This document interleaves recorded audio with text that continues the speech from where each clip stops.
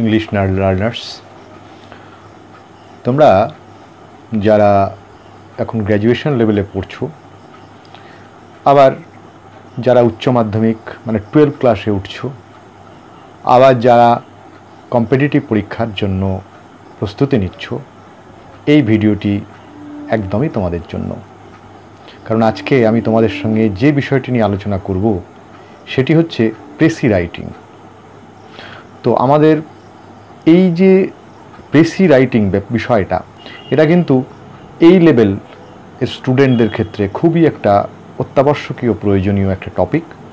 এবং যারা কম্পিটিটিভ পরীক্ষার জন্য প্রস্তুতি নিচ্ছ, তোমরা নিশ্চয়ই জানো যে পিএসসি, মিসলেনিয়াস, ডব্লিউবিসিএস পরীক্ষা ইত্যাদি পরীক্ষাগুলোর ক্ষেত্রে প্রেসি রাইটিং একটি খুবই গুরুত্বপূর্ণ একটা টপিক, যেটাতে তোমরা যদি ভালো স্কোর না করতে পারো তাহলে কিন্তু তোমাদের কোয়ালিফিকেশনটা খুবই একটা সমস্যার মধ্যে পড়ে যাবে।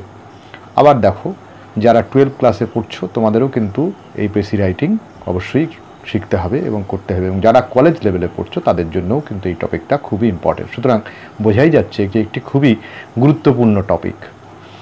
তো প্রেসি রাইটিং করতে গেলে আমাদের কি কি জিনিস প্রয়োজন হবে, কিভাবে আমরা প্রেসি রাইটিংটাকে অ্যাপ্রোচ করব, কিভাবে আমাদের প্রেসি রাইটিংটাকে প্রথম থেকে শেষ পর্যন্ত আমাদের লেখাটাকে কিভাবে আমরা পুট করব, আমি আজকে তোমাদেরকে পরিষ্কার সুন্দরভাবে বিষয়টিকে জানিয়ে দেব। তো প্রত্যেকটি পয়েন্টগুলোকে কিন্তু তোমরা খুব ভালোভাবে নোট ডাউন করবে, এবং প্রত্যেকটি প্রেসি যখন তোমরা পড়বে তখন কিন্তু যেন এগুলো তোমাদের বুঝে নিতে কোনো অসুবিধে না হয়। তো চলো আমরা প্রেসি রাইটিং কীভাবে লিখতে হয় সেগুলোর বিষয়ে একটু আলোচনা করে নিই। তো দেখো, তোমাদের যখন প্রেসি লিখতে হবে তখন তোমরা যে কোনো একটা প্যাসেজ পাবে, এবং এই প্যাসেজটার প্রথমে তোমাকে খুব ভালোভাবে 2-3 বার পড়তে হবে। প্রথম থেকে শেষ পর্যন্ত খুব ভালোভাবে রিডিং করবে, এবং এই রিডিং করবার পরেই প্রথম যে তোমার কাজটি হবে সেটি হচ্ছে প্রেসি রাইটিংয়ের ক্ষেত্রে একটা টাইটেল দিতে হয়। তুমি যখন প্রেসিটা লিখবে তখন সেই প্রেসির একটা শিরোনাম বা একটা টাইটেল কিন্তু তোমাকে অবশ্যই দিতে হবে, এবং এই টাইটেলটা কিন্তু মনে রাখতে হবে যে আমরা যে প্রেসিটাই লিখতে যাব সেই প্রেসির টাইটেলটা সাধারণভাবে উইদাউট ভার্বে লিখতে হয়। সুতরাং উইদাউট ভার্বে আমরা কিভাবে কোনো প্রেসির টাইটেলটা লিখব, একটা সাধারণ নিয়ম তোমাদের মনে রাখতে হবে। যদি কোনো আমরা একটি মাত্র কোনো শব্দকে আমরা ব্যবহার করি, অথবা দুটো শব্দকে অ্যান্ড দিয়ে যদি যুক্ত করি, দুটো শব্দকে যদি আমরা অফ দিয়ে যুক্ত করি, তাহলে মোটামুটিভাবে ধরে নিতে পারো তোমার এই প্রেসির টাইটেলের মধ্যে বা শিরোনামের মধ্যে কোনো ভার্বটা আসবে না। এটা হচ্ছে প্রথম শর্ত, প্রথম। এইবার প্রেসির টাইটেলটা যখন আমরা বার করে ফেলবো, তো মনে রাখতে হবে প্রেসিকে আমরা এমন একটা শিরোনাম দিতে হবে যেটা কিন্তু প্রেসির প্রথম থেকে শেষ পর্যন্ত যে টপিকটা তুমি পড়ছো বারবার কিন্তু এরকম কিছু রিপিটেশন তুমি দেখতে পাবে, এবং এই প্রেসির টাইটেলের মাধ্যমেই কিন্তু তোমার পুরো বিষয়টিকে যেন কভার করে ফেলা যায়। অর্থাৎ তোমরা যে কোনো ধরনের সংবাদপত্র যখন পড়ো তখন কি হয়, আমরা যখন কোনো সংবাদপত্রটা শিরোনাম দেখি, তো শিরোনাম দেখেই তো কিন্তু আমরা প্রথমেই কী খবর তার ভেতরে রয়েছে সেটাকে আন্দাজ করবার একটা চেষ্টা করি। ঠিক একই রকমভাবে তোমাকে প্রেসিতেও কিন্তু এই জিনিসটাই করতে হবে। এটা গেল প্রথম শর্ত। এইবার 2 নম্বর শর্ত। কি 2 নম্বর শর্তটা কি?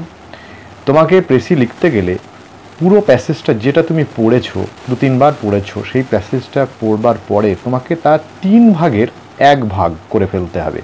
অর্থাৎ প্রেসি লেখার নিয়ম হচ্ছে মূল প্যাসেজটাকে 3 ভাগের 1 ভাগ করে ফেলতে হবে, অর্থাৎ 1/3 অফ দ্য প্যাসেজ তোমাকে কিন্তু প্রেসিটা লিখতে হবে। এটি হচ্ছে 2 নম্বর শর্ত। অর্থাৎ একটা প্রেসিতে যদি তুমি দেখো যে 600 শব্দ রয়েছে, সেক্ষেত্রে তার 3 ভাগ কত? 200।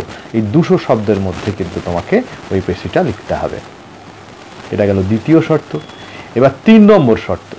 3 নম্বর শর্তের মধ্যে এটা অবশ্যই তুমি মনে রাখবে যে প্রেসি লিখতে গেলে তোমাকে সারসংক্ষেপ করতে হবে অবশ্যই, কিন্তু তার মানে এই নয় যে তুমি প্রেসির বাইরে তোমার নিজস্ব কোনো চিন্তাভাবনা, তোমার নিজস্ব কোনো একটা যুক্তি, একটা নিজস্ব কোনো একটা ধারণা তুমি কিন্তু ওই প্রেসির মধ্যে লিখে ফেললে হবে না। কিন্তু এটাতে প্রেসি কিন্তু একদমই হবে না। তোমাকে তাহলে কি করতে হবে, প্রেসির মধ্যে যে পয়েন্টগুলোই তুমি দেখেছো, যে শব্দগুলোর ব্যবহার তুমি দেখেছো, যে থিমের ব্যবহার তুমি দেখেছো, তোমাকে কিন্তু তার মধ্যে থেকেই লিখতে হবে, এবং সেটা ইন ইয়োর ওন ওয়ার্ডস। তোমার নিজের ভাষায় লিখতে হবে, কিন্তু ওর ওই থিমের বাইরে যেন তোমার কোনোভাবেই কোনো যুক্তি বা কোনো রকম কোনো ধারণা, তোমার নিজস্ব অপিনিয়ন, অ্যাডভাইস কিচ্ছু কিন্তু প্রেসির মধ্যে দেওয়া যাবে না। এটা গেল 3 নম্বর শর্ত। এবার 4 নম্বর পয়েন্ট যেটা তোমাকে মনে রাখতে হবে, চতুর্থ পয়েন্ট, সেটা হচ্ছে ধরো দু ধরনের প্রেসি আমরা দেখি, একটা ন্যারেটিভ প্যাসেজ আর একটা হচ্ছে রিফ্লেকটিভ প্যাসেজ। ন্যারেটিভ প্যাসেজের মধ্যে কি করবে, তোমাকে যে যে গল্প বা যে একটা ধরো কাহিনীমূলক কিছু থাকবে, একটা বর্ণনামূলক কিছু থাকবে, সেটাকেই সংক্ষিপ্ত করতে হবে। কিন্তু রিফ্লেকটিভ প্যাসেজের ক্ষেত্রে কি হচ্ছে, যে তুমি কিছু ধরো প্যাসেজের মধ্যে এমন কোনো বক্তব্য রয়েছে যেটাকে হয়তো 2-3টে লাইনের মাধ্যমে সেটাকে মানে ব্যাখ্যা করে দেওয়া হয়েছে, সেটাকে তোমাকে 1 লাইনের মধ্যে নিয়ে আসতে হবে, এরকম কিছু থাকতে পারে। তো সুতরাং ডেট, প্লেস, কারুর নাম, এগুলো কিন্তু রিফ্লেকটিভ প্যাসেজের মধ্যে কখনো কিন্তু আনতে পারবে না, কিন্তু সেটা তুমি ন্যারেটিভ প্যাসেজের মধ্যে আনতে পারো। এটা হচ্ছে তোমার চতুর্থ শর্ত। তাহলে কি বললাম আমি বললাম যে ন্যারেটিভ প্যাসেজের ক্ষেত্রে তুমি হয়তো কোনো তথ্য ব্যবহার করতে পারো, কিন্তু রিফ্লেকটিভ প্যাসেজের মধ্যে কিন্তু কখনোই কোনো ডেট, কোনো প্লেস বা কোনো তোমার নিজস্ব অপিনিয়ন, এগুলো কিন্তু উল্লেখ করা যাবে না। এবার 5 নম্বর শর্ত, খুব ইম্পর্টেন্ট, মনে রাখবে। এই শর্তটা যেন কোনো দিন কোনোভাবেই ভুল না যায়। সেই ক্ষেত্রে কি হচ্ছে দেখো, তুমি কিন্তু লাইক আর অ্যাজ এই দুটো শব্দকে খেয়াল রাখবে। লাইক এবং অ্যাজ মানে হচ্ছে, লাইক মানে মতো, অ্যাজ মানে যেমন। তাহলে কোনো তুলনা বা কোনো উদাহরণ, এক্সাম্পল বা কম্প্যারিজন, এই দুটো জিনিস কিন্তু কিছুতেই প্রেসির মধ্যে ব্যবহার করবে না। এবং আর একটা জিনিস তোমাকে মনে রাখতে হবে, সেক্ষেত্রে শুড মানে কি, উচিত। তাহলে শুড বলতে তুমি নিজস্ব কোনো অপিনিয়ন দিচ্ছ, শুড মানে উচিত অর্থে তুমি সেটাকে ব্যবহার করবার চেষ্টা করছো, এটাকেও কিন্তু তুমি বর্জন করবে। তাহলে শুড কথাটা তুমি ব্যবহার করবে না, লাইক এবং অ্যাজ এইগুলো তুমি ব্যবহার করবে না।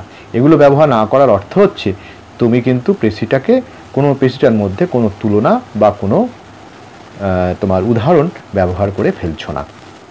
তো এই যে 5টা শর্ত আমি তোমাকে বলেছি, এই 5টা শর্তকে তুমি যদি তোমার প্রেসির মধ্যে ব্যবহার করতে পারো, একমাত্র তবেই কিন্তু তোমার প্রেসিটা অ্যাপ্রোপ্রিয়েট লেখা হবে এবং তুমি প্রেসিতে যথাযথভাবে তোমার নিজস্ব প্রয়োগ ক্ষমতা দেখাতে পারবে। আদারওয়াইজ এর বাইরে যদি তুমি অন্য কোনোভাবে প্রেসি লিখতে চেষ্টা করো, তাহলে কিন্তু কখনোই সেটাকে কিন্তু গ্র্যান্ট করা হবে না।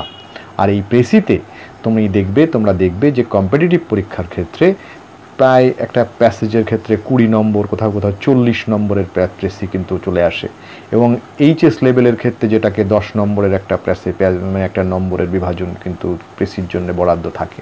তো সেই ক্ষেত্রে এটা কিন্তু খুব গুরুত্বপূর্ণ একটা টপিক, এবং এই টপিকটা কোনোভাবেই হালকাভাবে নেওয়া যাবে না। আশা রাখছি তোমরা এই ভিডিওটাকে মনোযোগ সহকারে দেখেছো, এবং পরবর্তী ভিডিওতে যদি সম্ভব হয় আমি তোমাদের কোনো এক্সাম্পল একটা প্রেসি আমি তোমাদেরকে দেব, এবং সেই প্রেসিটাকে আমি নিজে করে তোমাদেরকে দেখিয়ে দেবো যে কি পয়েন্টস এখানে আমি ইনসার্ট করেছি, কোন পয়েন্ট আমি বাদ দিয়ে দিয়েছি। এইভাবে কিন্তু প্রেসি লিখলে তোমার কিন্তু প্রেসিটা একদম অথেন্টিক হবে, এবং তুমি গ্রহণযোগ্যতা পাবে, এবং তোমার স্কোরটাও কিন্তু যথেষ্ট ভালো হবে। তো প্রেসি লেখার ক্ষেত্রে আমরা এই 5টা পয়েন্ট খুব ভালোভাবে মনে রাখবো। আশা রাখি তোমরা এই ভিডিওটাকে পুরোপুরি দেখেছো, এই শর্তগুলো মনে রেখো এবং এভাবে প্রেসি লিখো। তোমাদের প্রেসিতে আর প্রেসি লেখার ক্ষেত্রে যে ভুল ভ্রান্তিগুলো হয় সেগুলো অনেকটাই কিন্তু তোমরা এড়িয়ে যেতে পারবে।